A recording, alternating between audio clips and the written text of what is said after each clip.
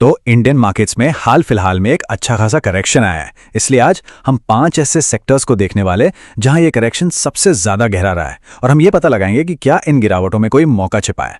तो आज का सबसे बड़ा सवाल यही है, इस मार्केट करेक्शन को एक प्रॉब्लम की तरह देखने के बजाय क्या इसे वैल्यू ढूंढने का एक मौका समझा जा सकता है? क्या ये उन लोगों के लिए एक अवसर है जो सही कीमत पर बाजार में एंट्री करना चाहते हैं? चलिए तो एक एक करके हम इन 5 थीम्स पर नजर डालेंगे। Real estate, small caps, value stocks, Indian consumption story और आखिर में हेल्थ केयर सेक्टर। ठीक है, तो चलिए शुरू करते हैं हमारे पहले सेक्टर के साथ। यह है रियल एस्टेट, जिसे हम निफ्टी रियलिटी इंडेक्स के जरिए समझेंगे। ये इंडेक्स इंडिया की सबसे बड़ी रियल एस्टेट कंपनियों के परफॉर्मेंस को ट्रैक करता है।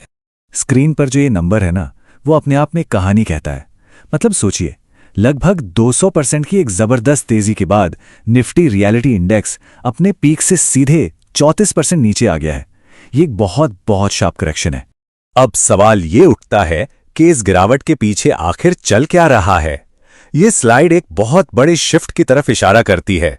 देखिए, महामारी से पहले 75 लाख से कम के जो अफोर्डेबल घर थे, कुल बिक्री में उनका हिस्सा 60% था। आज वो घटकर सिर्फ 32% रह गया है। और दूसरी तरफ 4 करोड़ से ज्यादा के लग्जरी घरों का हिस्सा 2% से बढ़कर 19% हो गया है। मतलब साफ है कि मार्केट का झुकाव अब लग्जरी सेगमेंट की तरफ हो गया है। तो वैल्यूएशन के हिसाब से इसका क्या मतलब है? ये स्लाइड काफी इंटरेस्टिंग है।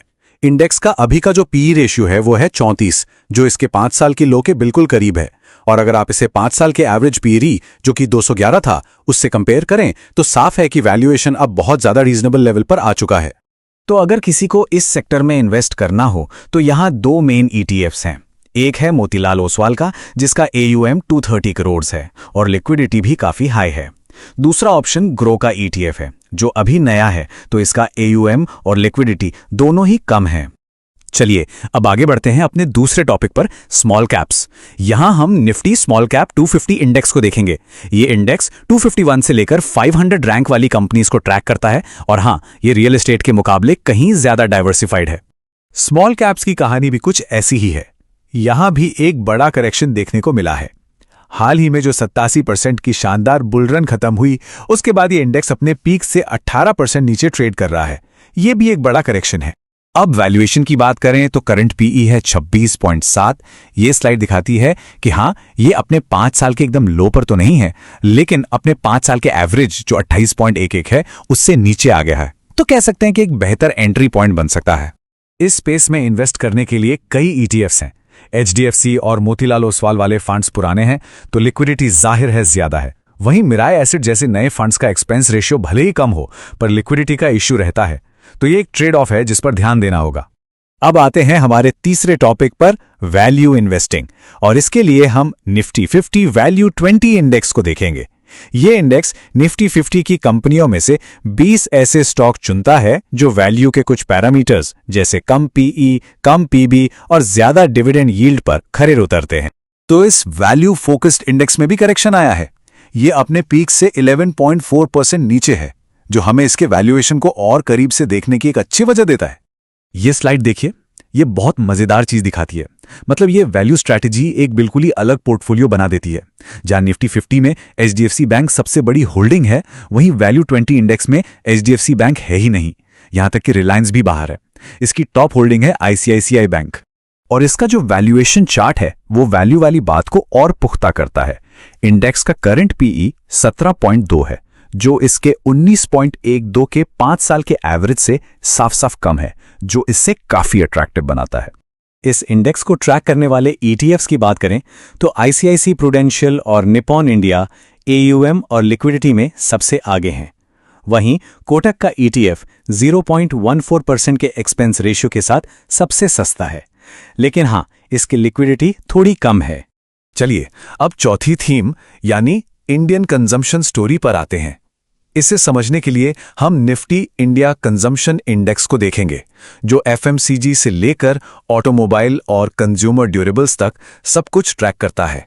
तो ये सेक्टर भी करेक्शन से अछूता नहीं रहा है। 80% की एक जबरदस्त रैली के बाद ये इंडेक्स अपने पीक से करीब करीब 12.25% नीचे आ गया है, जो दिखाता है कि ये हॉट सेक्टर अब थोड़ा ठंडा पड़ रहा है। यहां भी वैल्यूएशन की कहानी काफी दिलचस्प है। अभी का पीई 38.2 है, जो 55.98 के 5 साल के एवरेज से तो काफी नीचे आ गया है, लेकिन हां 34.04 के 5 साल के लो से अभी भी थोड़ा ऊपर है। इस थीम में इन्वेस्ट करने के लिए भी कई अच्छे ऑप्शंस हैं।